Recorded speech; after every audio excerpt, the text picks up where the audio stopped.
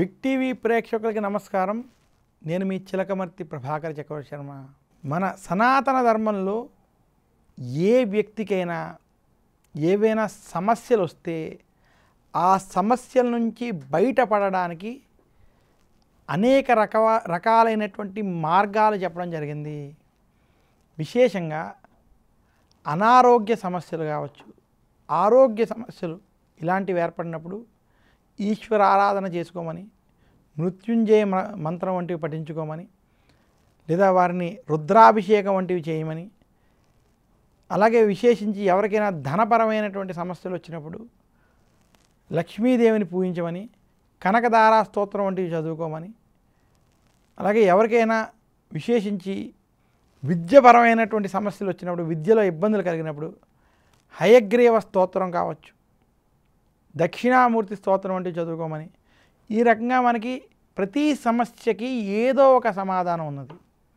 అయితే ఏ వ్యక్తికైనా జీవితంలో ఉద్యోగంలో ఉన్నత పదవులు పొందడానికి, నూతనంగా గృహాలు కట్టుకుని గృహప్రవేశాలు చేసుకోవడానికి, ఇంటిలో వివాహాది శుభకార్యాలు అవ్వడానికి, ఇంటిలో ఎప్పుడూ ధన కనక వస్తు ఆనాదులుంటూ ఇంట్లో ఏదో ఒక శుభకార్యాలు జరగడానికి, ఇలాంటివన్నీ పొందాలి అనుకుని మానవుడు సుఖ సంతోషాలతో ఉండడానికి ఏదైనా కలియుగంలో ఉత్తమమైన వ్రతం ఉన్నదంటే అది సత్యనారాయణ స్వామి వ్రతం అని మనకి పురాణాలు తెలియజేశాయి. పూర్వం శౌనకాది మహామునులు నైమిషారణ్యంలో ఈ సత్యనారాయణ స్వామి వ్రతం గురించి చర్చించుకున్నట్టు, ఈ సత్యనారాయణ స్వామి వ్రతాన్ని మొట్టమొదటిగా అక్కడ చేసినట్టుగా మనకి పురాణాలు తెలియజేశాయి.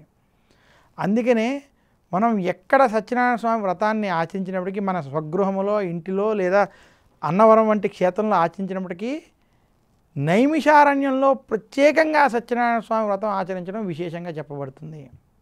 సత్యనారాయణ స్వామి వ్రతం అసలు ఎప్పుడు ఆచరించాలి అంటే, సత్యనారాయణ స్వామి వ్రతం ఏ రోజైనా ఆచరించవచ్చు, దాంట్లో ఎలాంటి దోషం లేదు. అయితే శాస్త్రపరంగా కొన్ని ముఖ్యమైన సందర్భాల్లో చెప్పడం జరిగింది. ఆ ముఖ్యమైన సందర్భాల్లో ఆ వ్రతాన్ని ఆచరించినట్లయితే ఇంకా విశేషమైనటువంటి ఫలితాలు వస్తాయని మాత్రం సూచించారు. సత్యనారాయణ స్వామి వ్రతాన్ని ప్రతి మాసంలో వచ్చేటువంటి పౌర్ణమి తిథుల్లో చేయడం ఉత్తమం అని మనకి చెప్పబడింది. అందులో కూడా విశేషంగా ఉత్తరాయణంలో ఉన్నటువంటి మాఘ పౌర్ణమి, ఫాల్గుణ పౌర్ణమి, వైశాఖ పౌర్ణమి లేదా మాఘ ఫాల్గుణ వైశాఖ ఏకాదశి తిథులలో కూడా ఈ వ్రతాన్ని ఆచరించుకోవడం మంచిదని చెప్పడం జరిగింది. ఇంకా దక్షిణాయనానికి వచ్చేటప్పటికి శ్రావణ పౌర్ణమి, శ్రావణ ఏకాదశి, అలాగే కార్తీక పౌర్ణమి, కార్తీక ఏకాదశి వంటి రోజుల్లో కూడా సత్యనారాయణ స్వామిని వ్రతాన్ని ఆచరించుకున్నట్లయితే విశేషమైనటువంటి ఫలితం లభిస్తుందని చెప్పడం జరిగింది.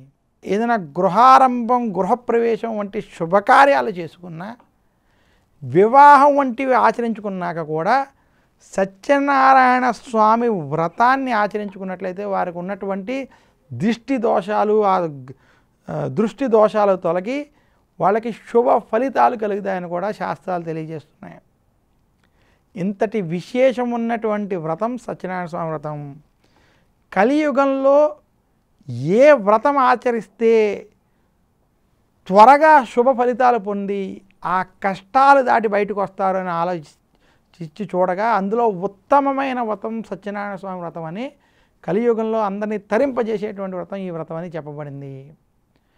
అసలు సత్యనారాయణ స్వామి వ్రతం గనక ప్రతి మాసంలో రవి సంక్రమణ పుణ్యకాలంలో ఆచరించడం ఉత్తమం అని కూడా చెప్పబడింది. ఇక్కడ రవి సంక్రమణ పుణ్యకాలం అంటే సూర్యుడు ఒక రాశి నుండి మరొక రాశికి మారుతున్నప్పుడు ఆ మారిన దాన్ని రవి సంక్రమణ పుణ్యకాలం అని చెప్తారు. చాలామందికి మనకి మకర సంక్రాంతి గుర్తు. అయితే సూర్యుడు మకర సంక్రాంతి అయిన తర్వాత మకరం నుంచి కుంభంలోకి వెళ్తే కుంభ సంక్రమణం ఉందని కుంభ సంక్రాంతి అని, అలాగే మీన సంక్రాంతి అని, మేష సంక్రాంతి అని, ఈ రకంగా ప్రతి మాసం ఒక్కొక్క సంక్రాంతి వస్తుంది. అలా వచ్చిన సంక్రమణ పుణ్యకాల సమయంలో కూడా ఈ సత్యనారాయణ స్వామి వ్రతాన్ని ఆచరించుకున్నట్లయితే విశేషమైనటువంటి పుణ్యఫలం లభిస్తుందని చెప్పబడింది. ఈ సత్యనారాయణ స్వామి వ్రతాన్ని మనం అసలు ఎక్కడ ఆచరించుకోవడం మంచిది అంటే, సత్యనారాయణ స్వామి వ్రతాన్ని ఎక్కడైనా ఆచరించుకోవచ్చు. విశేషంగా స్వగృహంలో ఆచరించుకోవడం ఉత్తమం. అన్నవర దివ్య క్షేత్రాల్లో ఆచరించుకోవడం ఉత్తమం. గోశాలలో యజ్ఞ యాగాదులు జరిగేటువంటి ప్రదేశాలలో, నదీ పరివాహక ప్రాంతాలలో, పుష్కరాలు జరిగేటువంటి ప్రాంతాలలో కూడా ఈ వ్రతాన్ని ఆచరించడం చాలా ఉత్తమం అని చెప్పారు. ఇదే కాకుండా ఈ వ్రతాన్ని నైమిషారణ్యంలో ఆచరించుకోవడం కూడా చాలా ఉత్తమం అని సూచిస్తున్నాను. నైమిషారణ్యంలో సత్యనారాయణ స్వామి వ్రతాన్ని ఆచరించడం వల్ల విశేషమైనటువంటి పుణ్యఫలం లభిస్తుంది.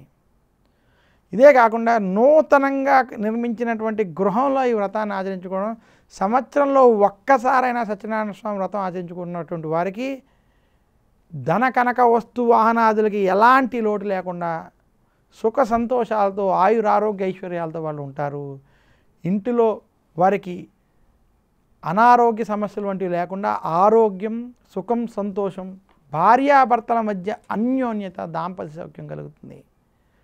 సత్యనారాయణ స్వామి వ్రతంలో ఉన్న మరొక విశేషం, ఇందులో నవగ్రహాలకి పూజ ఉండడం, వారి దేవతలకి అధిదేవతలకి కూడా పూజ జరగడం, ఇంద్రాది దేవతల దిక్పాలకులన్నీ కూడా ఇందులో ఉండడం, తర్వాత సత్యనారాయణ స్వామిని విశేషంగా పూజించడం, విఘ్నేశ్వరుడిని పూజించడం, ఇవన్నీ కూడా ఇందులో ఉండడం చేత సకల పూజల ఫలితం ఇందులో ఉండడం చేత ఈ వ్రతానికి ఇంతటి ప్రాధాన్యత, విశిష్టత లభించింది.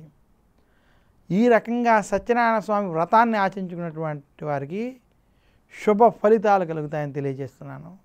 నమస్కారం. మీ చిలకమర్తి ప్రభాకర్ చక్రవర్తి శర్మ.